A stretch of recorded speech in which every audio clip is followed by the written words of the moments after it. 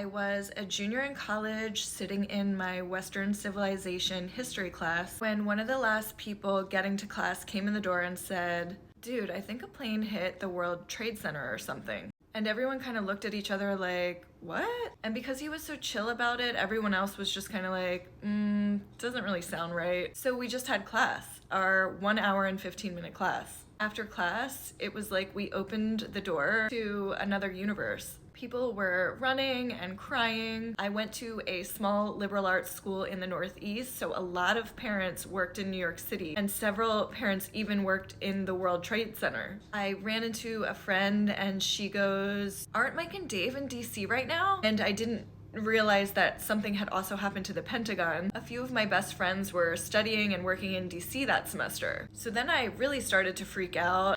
I couldn't call them immediately. We didn't have cell phones. So we all kind of just walked to the student union. They wheeled in a couple of TVs and we all just kind of stood there and watched the news. The footage of the planes hitting the towers. I think everyone was in shock and no one really knew what to do. People couldn't get through to their families. I left a message with my friends and I didn't hear back, I think for a day or two. So then my best friend and roommate, we just kind of like laid in bed for days watching the TV. Classes were canceled. There was no planes overhead. It was eerily silent. My friend from DC finally called and left a message on my voicemail. He's the funniest kid ever, and he was just like, "There's bombs everywhere." Just kidding, I'm okay. So he could even make us laugh in like the worst situation. We had a vigil on campus one night. I believe there were several people who lost their parents in the towers, and then there were even more stories of people who